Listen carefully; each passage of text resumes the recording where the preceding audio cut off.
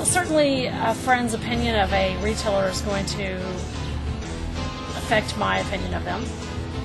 It would give me food for thought, especially if it was a friend whose opinion I valued. If it was an acquaintance, not a real person I knew thoroughly, I might not take it into consideration. Actually, I don't think so, because people tend to rant on their Facebook so much about, oh, this happened to me, whatever.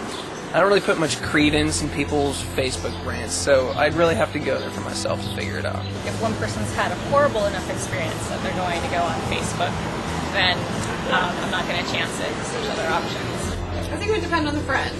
And I mean, if it's a friend, it's somebody I know, then I would know their personality or how likely they are to rant about things. I think you know people who love to complain and know people who it really takes a lot to push their buttons. Books, magazines, the internet, websites. Well, to be honest, I'd probably just start with Google.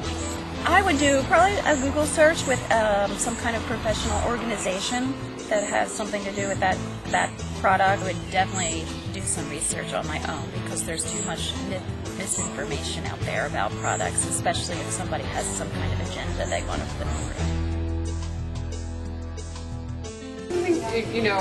Often it takes us, especially to make major purchases like an iPad, it takes a cumulative effect of positive feedback about it. Not only you just having an immediate response to the product, but then as you start to hear people, value it. So even though I didn't know them, just knowing that somebody loved the product that much would help be another step towards the process. So, I'll take into consideration, but I'll also ask people I know who own them. That would probably be a way that I would. Personally, yes, because I would take it as an unsolicited good review. It's something I just wasn't looking for, and I heard positive feedback, so I would take that as it would perk my interest more in the product. Of course, if the things they care about and are saying are great aren't important to me, then I'm not going to go buy it. But I've heard a lot of people say great things.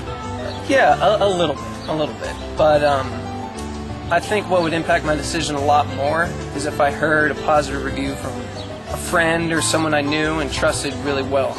I'd rather go with one opinion from somebody I knew rather than 10 from an anonymous person or somebody that I didn't know, because I don't even really know what they're using it for. I could be using it.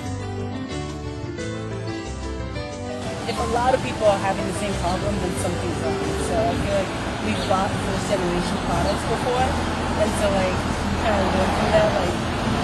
You listen to what people are saying. If people are saying, this keeps shutting down by itself, and keeps doing it over and over again, then yeah, I listen. Yeah, if I go onto Amazon and I read a bunch of negative reviews about a book, I probably won't buy it. I would wonder if there were a lot of bad reviews. I would definitely wonder why there were so many. I try to look. I think every product, every store has a balance of good and bad reviews for the most part, and I try to look and see what the balance is. There have been a couple of times where I was lied to, that's a deal breaker. Yes, because I think word of mouth or what other people's users' opinions are pretty valid, more than the manufacturer. If you're getting a lot of negative reviews, they probably haven't worked the kinks out yet. I can wait a year.